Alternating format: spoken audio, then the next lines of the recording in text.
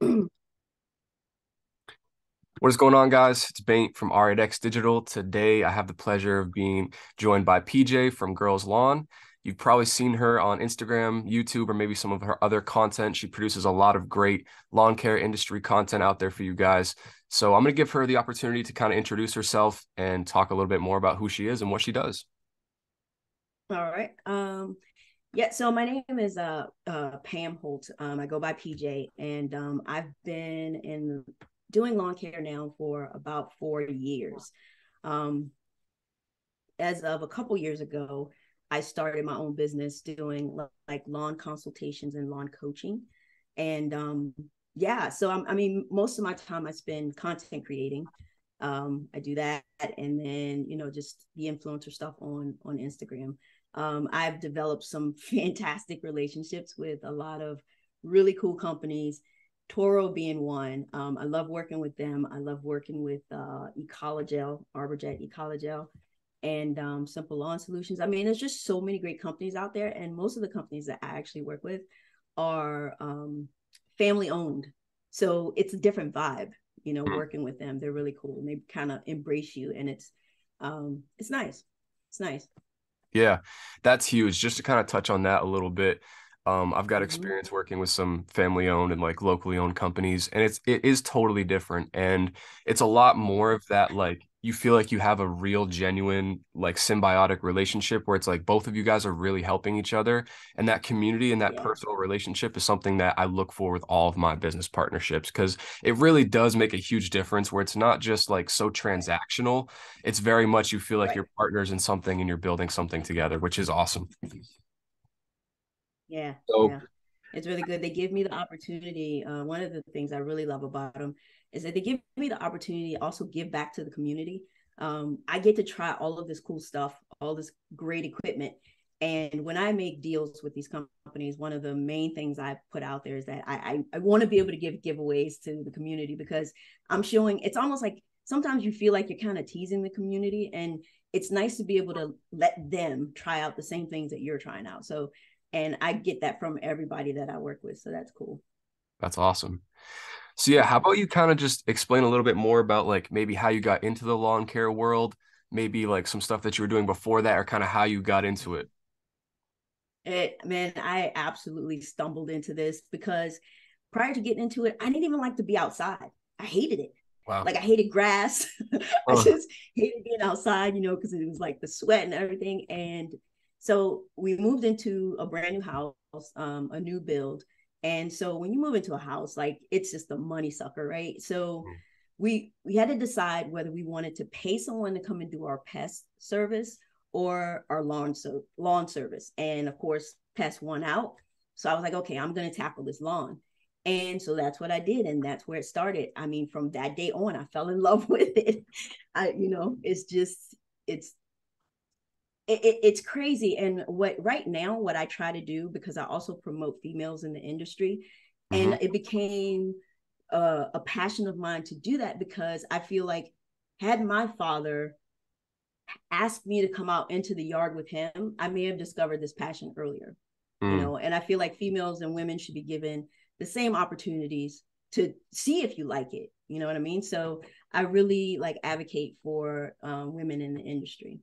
Yeah, absolutely. I've worked with females in my landscaping career as well, and they kick ass, you know what I mean? And some of them are really, really good. They've got that feminine touch, especially when it comes to having like the green thumb and like, pruning and shaping bushes, that like little bit of artisticness to it as well. You know what I mean? So I definitely think Yeah, there's room for in the industry for everybody, and it's awesome that you've kind of discovered that passion, even if it was out of, pure chance to just kind of get the yeah, opportunity to try it and discover that you like it, and that's awesome. Glad to hear that. yep. So, kind of getting into it, you said you kind of fell into it by accident. What are some of the things that you're doing Mm-hmm. now? And I know you talked a little bit about kind of, working with other companies and stuff like that. If you want to maybe just break that down Mm-hmm. into a little more detail, as far as like maybe the structure of your business and what it is on the back end that you're actually kind of doing. So basically, what I'm doing now, last year I jumped into the consultation, well, a year and a half ago, jumped into the consultation portion of it. And the coaching and those types of things. And I really enjoy that. I have an all female group on Facebook that I run, and we just bounce things off of each other. So doing that, I realized that, that is where I wanted to focus. But as far as the money that comes in for Girls Alone, that's from my content creation deals and my influencer deals. Yes, it's affiliate. Some of that stuff is affiliated, and people don't like that. But the thing is, I don't work with any company that I don't trust. If I haven't used their products and I can say, wholeheartedly that they're great, then I don't work with them. But, your audience has to trust you. So that's kind of like where I focus right now is I'm really focused on my YouTube channel and growing that. Since, Facebook, the meta world is now just cutting us off, cutting creators off. Yeah. So I'm focused on that and just getting, really good content out there. And that's really what I'm doing right now. As far as the actual work, I'm only taking care of my yard and a couple friends. That's it. Okay, So so it really is mostly the content creation side, the affiliate yeah. marketing side, and consultations and stuff like that, which is really cool. I Yep. think that's unique. And, you know, I obviously do digital marketing for landscapers, and that was one Mm-hmm. thing that a lot of people, when I was first getting started, were kind of Yeah. questioning me, like, why do you want to just work with landscaping? And Mm-hmm. for me, obviously, I have experience. I worked for a landscaping company for like 2 years, ran my own landscaping business for like 2 years. And Mm-hmm. so basically, a lot of my career and working experience is based in the green industry. So, Yeah. obviously, having that experience, having that connection, and understanding what happens in the field, the day-to-day operations, and all that stuff is really impactful. But one thing Mm-hmm. that people couldn't quite wrap their head around was like the lawn care industry is huge, and there is a big community of it. And when you go on the internet, when you go on YouTube, Instagram, Facebook, like people care about this stuff. There are influencers like yourself, there's a Yeah. handful of other ones. And it's like, it's kind of interesting how much of a community there is and how much people care about this stuff. So Yeah. there really is a place online and on these social media platforms for people like yourself to kind of utilize that as their business, and they don't have to Mm-hmm. actually own a lawn care business or something like that. Not Right. that discredits them or takes away of any of their credibility, but at the same time, it's Oh like there yeah. really is a place for that.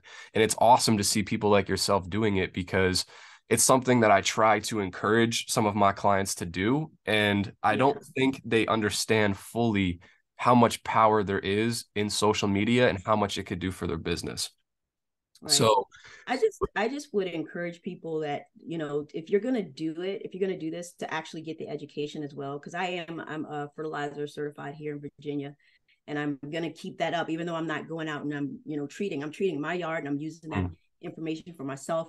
I've got a turf management book sitting here beside me, so I think because what's happening in the community right now, there's a lot of, there's a lot of tension, mm, because there are a lot of people as of the COVID situation who've come into this, and they don't get it. They're given potentially giving out bad information. They're not professionals. I'm not a professional. I have my certification, but I'm not a professional to the point where I can give you the science behind a certain fertilizer. And I think just that can be dangerous mm, for like just the environment, period. So I try to push that with all of the people that I coach. I do the bare minimum of what they need based on their soil test. I don't want them throwing extra stuff in. I mean, you can go through Instagram right now, you see all these new products, and it's like, great, you want to try them. I mean, I went through that, but I try to instill in my clients, don't get caught up in that. We're going to go with the basics, and we're going to get you a beautiful, healthy lawn with just the mm. basics. Yeah. So, I agree. I think it really is important to kind of know your stuff essentially. And although mm-hmm. it is easy to like just push a bunch of products onto people, like you said, as a content creator, your whole entire business is based off of your brand and your identity and that trust that you have with Right. your audience. So I think that Right. approach is really the healthy one and probably the Mm-hmm. most transparent. And also, as far as longevity goes, it gives you the best opportunity to continue to grow and build what you're doing, because you don't want to be that person that's just trying to shill a bunch of products and stuff like that. Products out of people. Yeah. Yeah, and I do see it too, and it's unfortunate, but Mm-hmm. at the same time, I think that those people are always going to exist, but it only makes Mhm. those that genuinely care about their people more Yeah. obvious, and it allows the ones that are not the bad actors, so to speak, to really stand out. So, Yeah. I think that level of transparency and clarity with your audience, and especially when they go to, approach you about your services and you're not just trying to sell them a long list of stuff, it shows that you Hmm. genuinely care about them and their needs. So, Yeah. I think that's certainly the right approach to it. Yeah.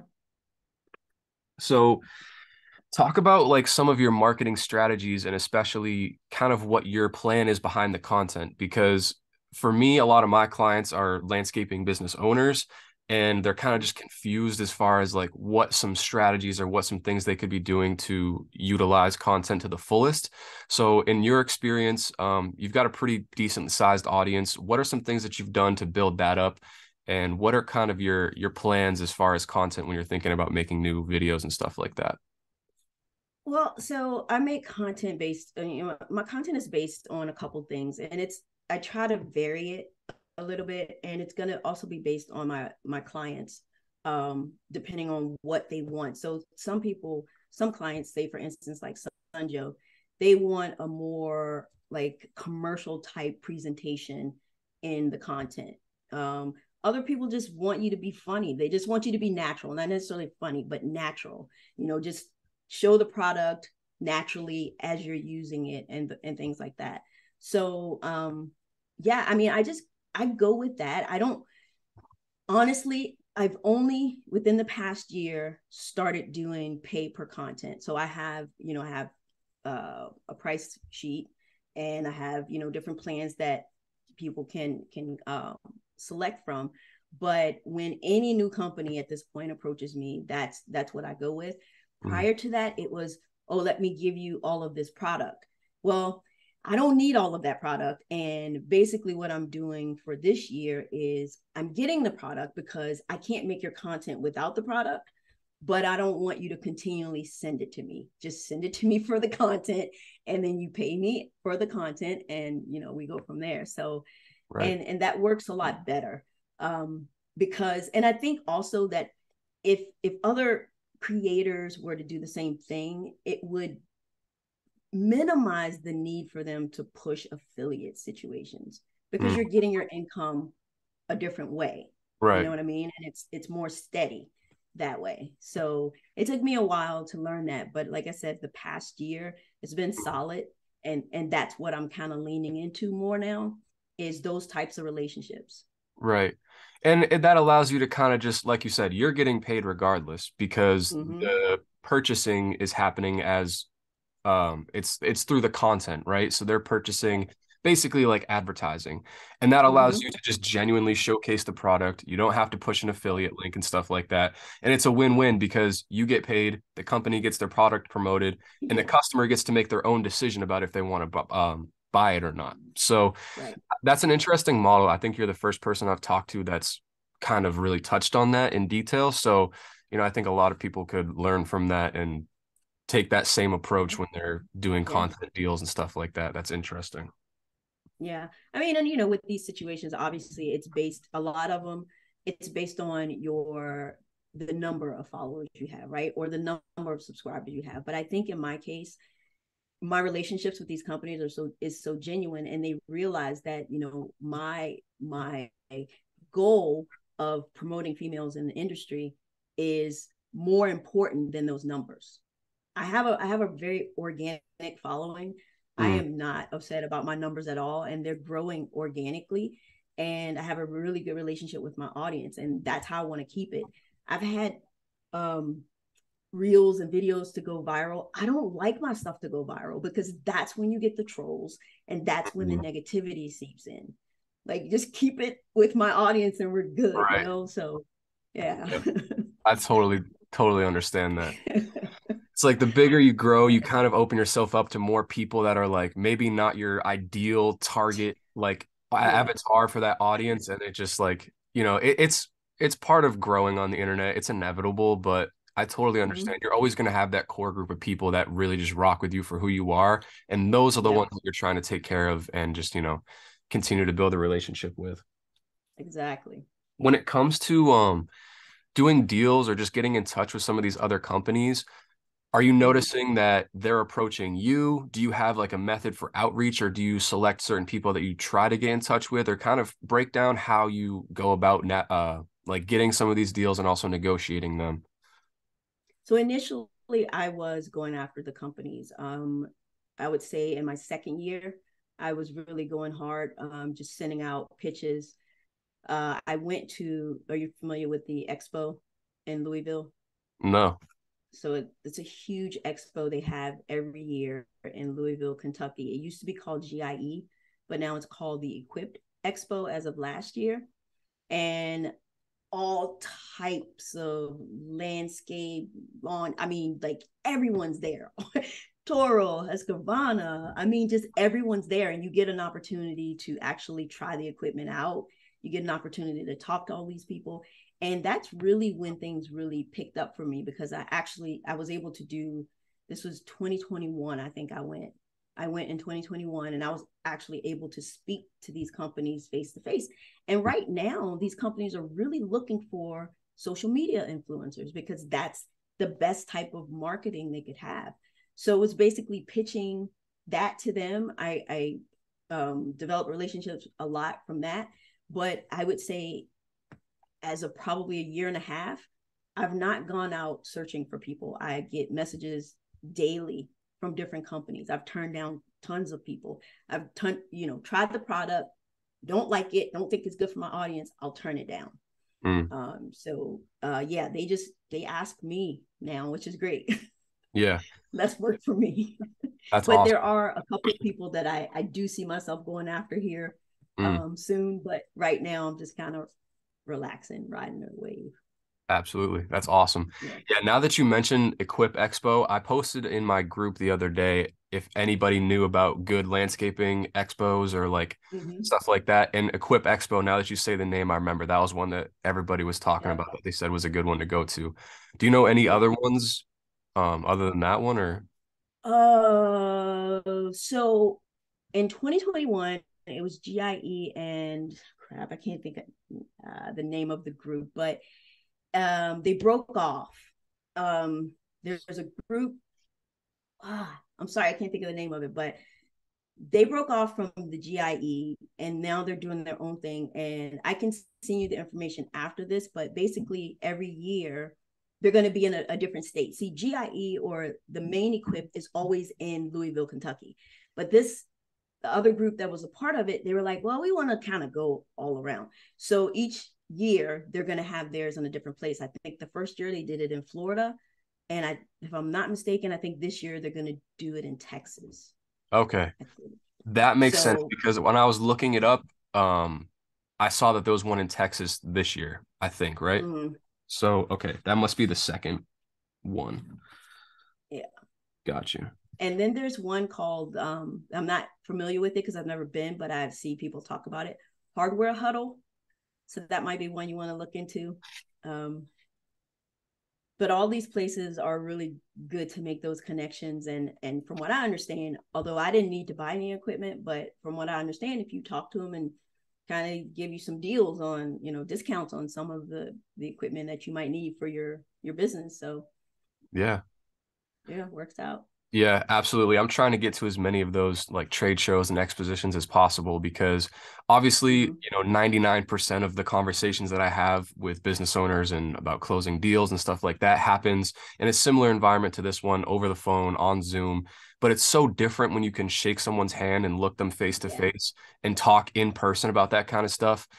Mm-hmm. Obviously, this is another perk of being a content creator and getting your face out there. People get to know, like, and trust you. And they Yeah. kind of just establish this, I guess you could call it like a parasympathetic, you know, social relationship with you where it's like they feel like they know you, even though they don't know you. You know what I mean? Mm-hmm. And it's a Yeah. little weird being the person behind Yeah. the camera or in front of the camera, I should say. But what it does for your audience is it allows you to actually build a genuine connection with them.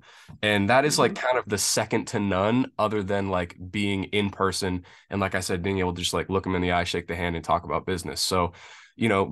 for anybody that's in the landscaping world or like you said, wants to do social media content or stuff like that, building a brand online is important, but also being in that industry and being a part of the events that happen within that world is a great way to kind of get yourself out there as well. And I'm trying to make it to as many Oh of those yeah, as possible this year for sure.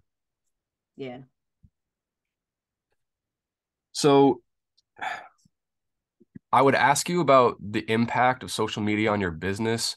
How has it changed and evolved over the past couple years? And like from getting into it to where you're at now, what are some like tips for success that you've kind of learned through your process of doing that? So tips for success. So it was my process was very interesting because I am like an extreme introverted person. And the Mm, fact that I can get in front of a camera and do these videos and things is a big deal. So I think that just knowing, thankfully I had some people when I got into it that kind of helped me with the audio visual type things, because audio is very important. I didn't know that, but it's very important when you're doing your videos and everything.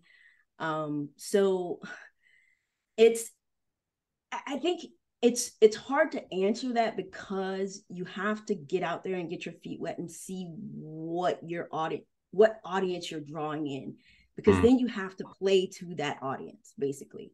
You have to switch things up. I was constantly told that I like a certain type of music and I dislike other types of music. And then I'm told that, well, you need to play the music that your audience likes. Like mm. that's what needs to be in your video. And I could never conceptually grasp that. So I think there is some truth to that, but I think there's also a balance of you incorporating yourself into your content Mm. and incorporating the things that your client may like. So if that makes any sense, Absolutely. because It's a fine line. just like you said, you give them an opportunity to kind of get to know you.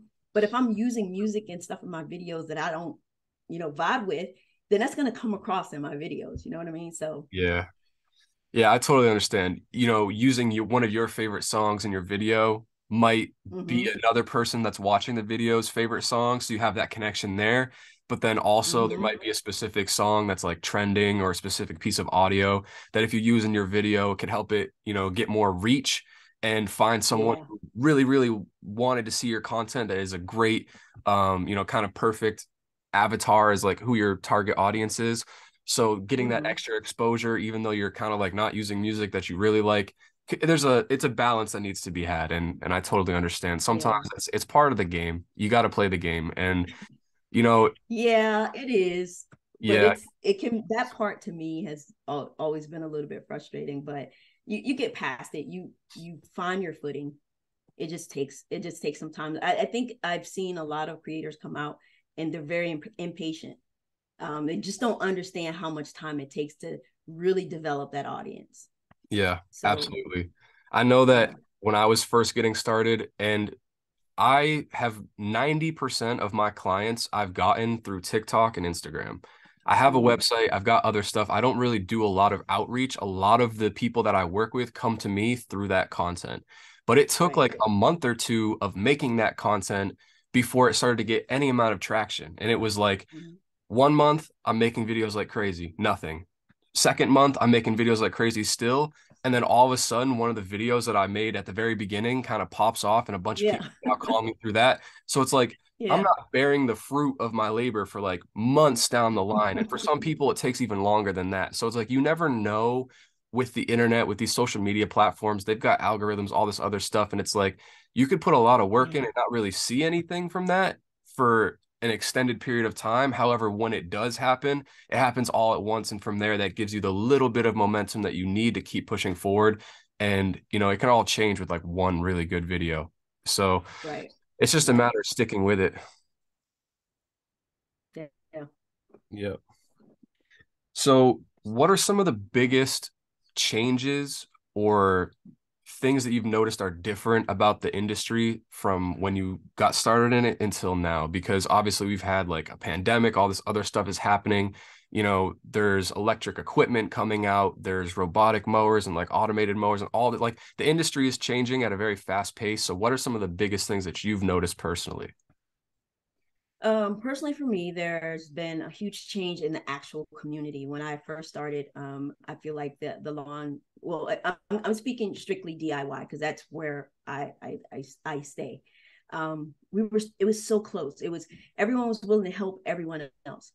Along the line somewhere, I don't even really know what happened, but there's been a lot of like tension and everything, and it's not like that anymore. So Mm. it's not as tight of a community. As far as the products themselves, like you just mentioned, battery battery is the way to go, but there's a huge fight and debate on over that. I Yeah. mean, I talk to someone every day who's like advocating for gas and just putting battery down. Now, personally, I may have pushed a gas mower once in my life, and that was my dad's mower. Mm. I've never, my equipment is all battery. I work closely with Toro. They send me all kinds of equipment to test, and I get to keep it, which is cool, and it's all battery power. Mm. So I just wish people would embrace it, but there's so much. Again, they just don't want to. Yeah, So I it's think that's expensive. I get yeah. it. The electric equipment thing is kind of a hot button topic right now. People either love it Yeah. or hate it. And yeah, yeah, that's a big one for sure. For sure. A Mm-hmm. lot of mixed opinions on that. I've had some great conversations about that in some previous episodes with, people that are in California making that change and Yeah. that and seeing how it's affecting things. And also people that are in other places of the United States that are like, nah, screw that. Like, if my state switches, just yeah. Yeah. That's Yeah. an interesting one for sure. It is. And then you have the fertilizer situation too. I mean, it seems like with everything there's a fight somehow on Mm. one way or the other. I mean, my fertilizer is better than yours. And in reality, it's just about preference because a lot of these companies, it's the same formulas, the Mm. exact same formulas. They're just packaged a little bit differently. And if you prefer one company over another, then good for you. But that's not good enough for a lot of people. They want you to believe what they believe, which is their company is the best. And Right. it's just ridiculous to me. That's I definitely mean, for something. me personally, show the evidence, and that's what I do.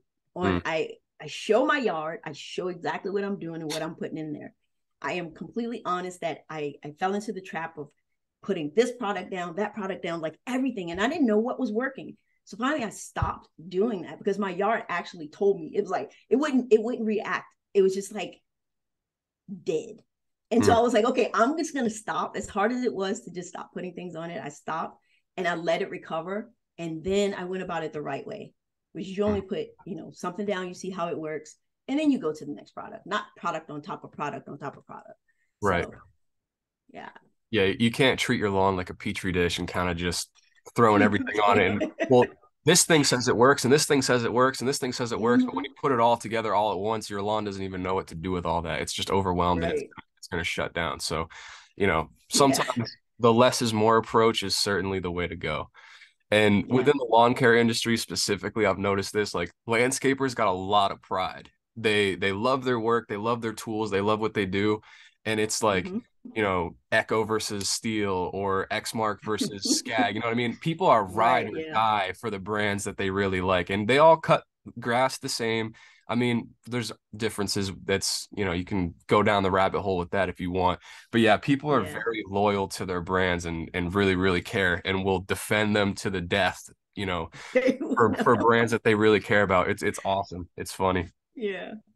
Yeah. Yeah. So, what are some things that you don't suggest that people do? Because, there's plenty of content out there. Like, what would you do to start your online landscaping business? What are some things that you think people should not do if they want to be successful in this industry or kind of doing something similar to what you do? Um, So I mean, the main thing for me that comes to mind is just don't take every single deal that comes your way. You really need to do your research on any company that reaches out to you. You also need to, if it's a new unknown type company, you really need to use those products yourself and get a good feel for them. Never take crap to your audience. Mm. That's just the biggest thing, because if you can't, well, me personally, I guess if people out there, if you don't stand behind a product, how are you going to be able to reflect that to your audience? I can't. if it sucks, it sucks. And I'm going Mm. to tell you that. Yeah. Yeah. So, but I think, coming into it initially, a lot of content creators get really excited when these companies start reaching out to you and they want, to give you this product and that product. And you feel bad. You do. Every time I get a product that I don't like, I feel horrible having to tell the company, yeah, no, I can't promote this. Mm. But it's the right thing to do. So Right.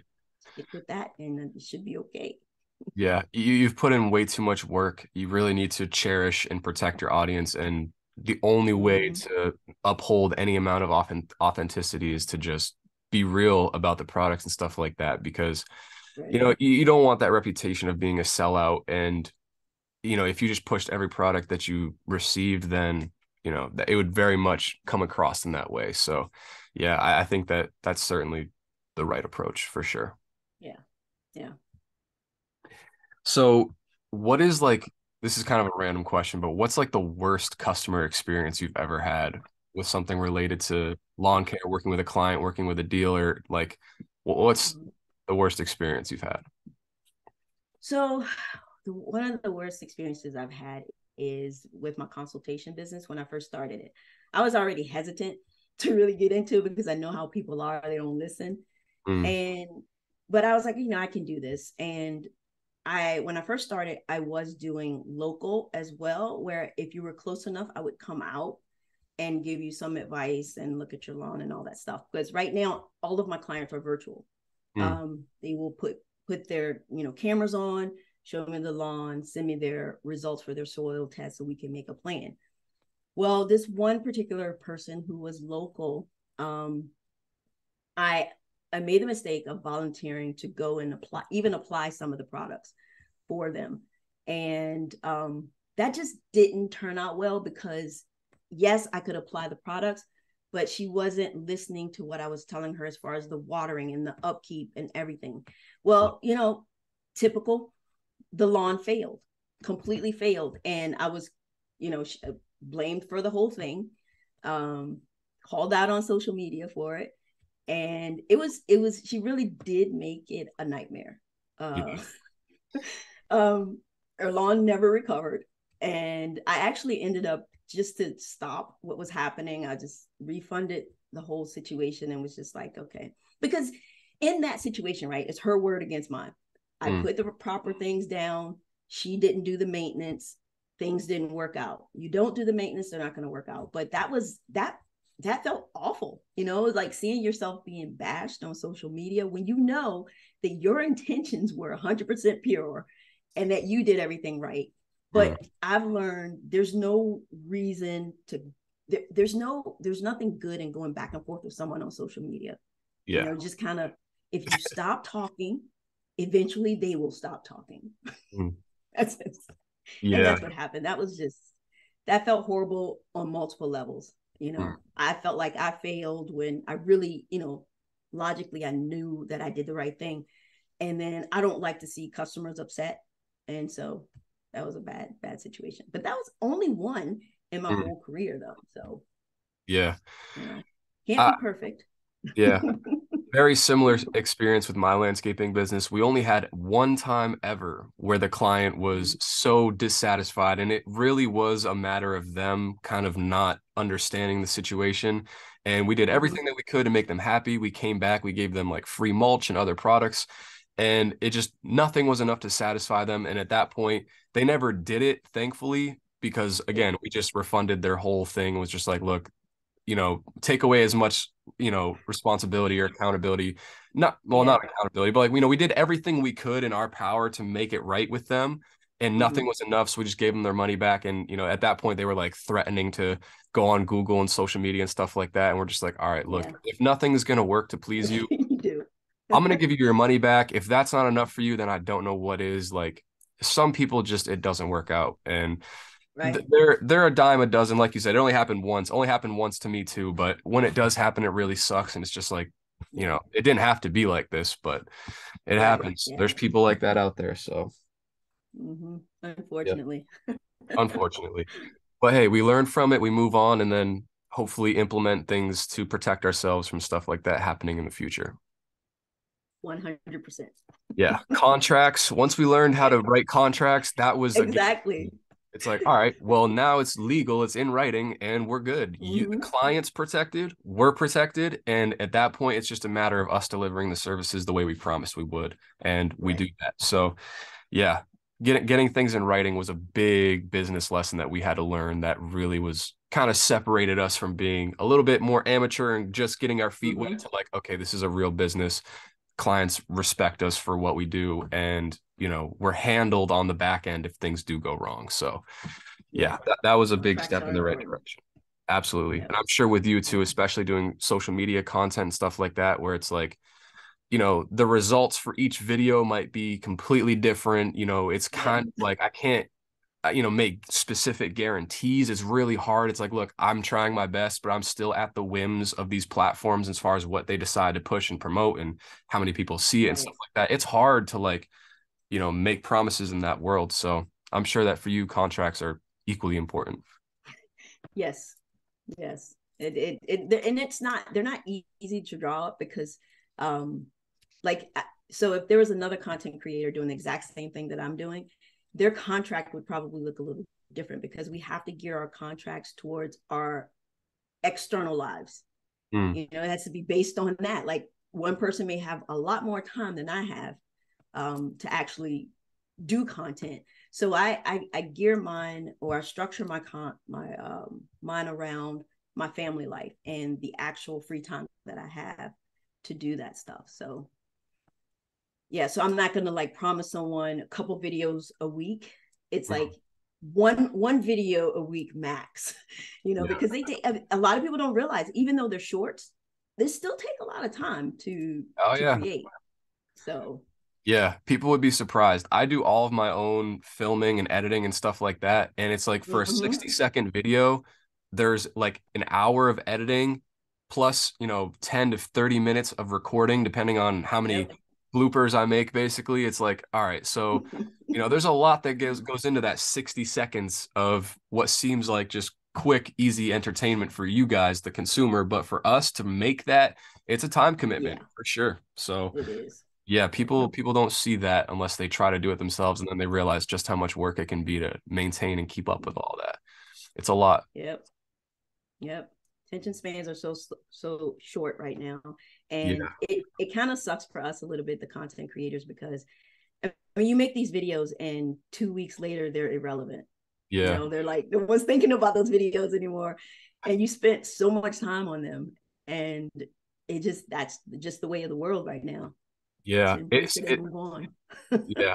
It puts content creators in that hard position where it's like you feel like you're always kind of on that hamster wheel where you have to be creating output all the time. And it really All the does suck time. to put all of that effort into a video that, like you said, in 2 weeks is never going to get seen again. So, Yep. I know you said you were focusing on building up your YouTube, which is super smart. Mm-hmm. YouTube being an evergreen platform, you know, Mm-hmm. typically the lifespan of the content that you create on there is a little bit longer than, Instagram Reels or Yeah. TikTok and stuff like that. But it's definitely something that you need to consider because if it was up to me, like I would love to just have conversations like this that, typically are Mm-hmm. like 30 minutes to an hour long, can go unedited and just put it up on YouTube and let it live there. But the truth is, Yeah. people are not going to click on a video when they see that it's 60 minutes long. They just are like, no. Right. So You have to break it up.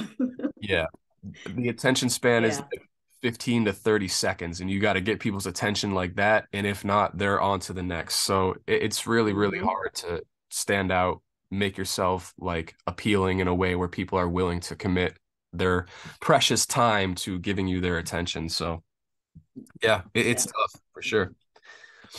Yeah. Kind of on that note, though, what is your process or workflow like when it goes to filming your content? Do you do batches? So like you pick one day, you film a bunch of videos and then kind of edit it all, or like what's your process like? I I am all over the place. I will tell you that. I'm constantly recording, constantly, but I make sure that I'm recording short clips of Hmm. everything I do. If I'm like recently I was putting sod down in my backyard. Well, I put a couple of rolls down while I was recording it, and then I go stop the camera for a second because I don't like to sift through long, content. So I do that, and then I just take time because I have twin girls. They're 7, and so my time, I only really have time to do editing and stuff when they go to bed at around 8:30. Then I'll Mm. come in the office and I'll cut up some things and work that way. That's just kind of how I work. It's not, I wouldn't say I have a specific flow. It's hard to, when you have mom Yeah. brain and so much other stuff going on, it's hard to develop a flow, really. Yeah. So you kind of just you're winging it, getting it done Yeah. when you can, how you can. Hey, if that works for you, then that works for you. That's what's up. You got to Yeah. get it done any way you can. So, whatever Hmm. works. All right. Yeah. Yeah. So what's yeah, you said you're trying to grow your YouTube. What are some of the Hmm. ideas or what are some of the things you're trying to develop on that channel? I know it's probably, correct me if I'm wrong, but it's a little more like long form content. It's not the quick shorts that you're doing on Instagram and TikTok, stuff like that. So what are kind of the ideas and the content you're trying to make there? It is longer form content, but ever since I've been on YouTube, I'm just a short content type person. I worked with a group of people at one point, and they would always tell me that you need to make your videos longer.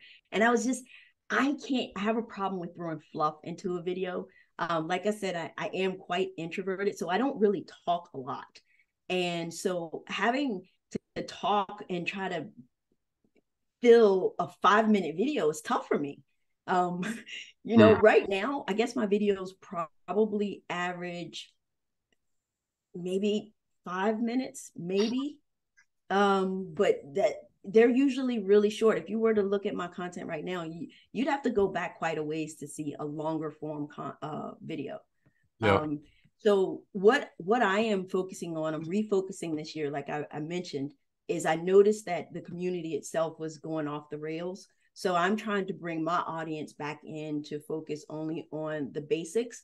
So I don't, my content from last year, like you said, this stuff lives on YouTube forever, and people reference it at a certain time of the year. So my content for spring last year is getting lots of hits, and I don't feel like I need to redo that content right now. So I'm just going with, I'm going to just record myself what I'm doing on a given day, and if I feel like at the end of the day that's something I want to throw out on YouTube, then I'll edit it and I'll throw it out on YouTube. There's That's kind of what I'm going with this year. Less is more is is the concept. Nice. So yeah. Absolutely. All right. So stepping outside of lawn care and landscaping for just a second, what is Mm-hmm. some like just general life advice that you have for people out there? Um, well, I don't think I'm probably the worst person to give anybody life advice. Um, I mean, just transparency, I think is important. It's something that is lacking in all social atmospheres at this point. And with the whole COVID thing, I actually, my day job, I'm in IT, and I work from home, and I love it. I absolutely love it. But I will admit that it's made people not know how to socialize anymore. Whenever I do go out now, I just know that people are just they're rude. There Mm, is, and that's developed over this whole work from home type situation. A lot of people are doing remote work. Um, so my only advice is just be nicer, be kind, be kind. You know what I mean? yeah. Like there's no reason not to, honestly. Mm, So yeah. that's really Everyone, that's all I got. yeah. Everyone's kind of just in their own little bubble. And, truth be Yeah. told, you never know, what the difference you can make in someone's day by just being genuine and just being nice to them is. Exactly. I mean, there are times that I go out to get food, and I notice the drive-through person just has a horrible like attitude, and I do anything I can to make them smile. Mm, I say something nice, like I like your earrings, or something nice, just to make them, kind of pull them out of that, wherever they are. That's not a good place. So yeah. do That's what you can. important. And that's all you can do is like spread a little bit of positivity because it's contagious. And if you make them smile, it might uplift their mood, and then they start to impact the other people that are in the restaurant or the other customers that come in after that. So it's like, being that person that's just trying to spread that good energy a little Hmm. bit can make a huge difference. Yeah. And it's really all you can do. So, Yeah. kudos for trying to be one of those other people that are out there trying to just make the world a little bit of a better place. Yeah. Yeah. Be nice. All right. So that's all I got for questions. Is there anything else you wanted to touch on before we wrap things up? No, I got nothing. All right. Awesome. Well, I'll go ahead and end the recording. I'll make Okay. sure that I talk to you after this and have all of your social media links. And if you got a website or anything else like that, we'll put that in the description down below so you guys can go and check out PJ on all of her social media channels. Be sure to like, follow, subscribe, check her out, and do all that wonderful stuff. And All that good stuff. all that good stuff. We got to say it. But yeah. All right. It was a pleasure talking with you. I think we dropped a Yeah. lot of Thank you. value, especially for, people that are trying to get into the social media content kind of thing, and they understand that as a business owner, they need to be doing it, but maybe just are a little bit lost on their approach. So, I think that Hmm. we've offered some great ideas and maybe some strategy for getting people off the ground with that. So awesome conversation. Hope Thank you so. for joining me and taking some time out of your day to talk. And yeah, that's Yeah. it. Thank you. I All appreciate right. it. Peace. Bye.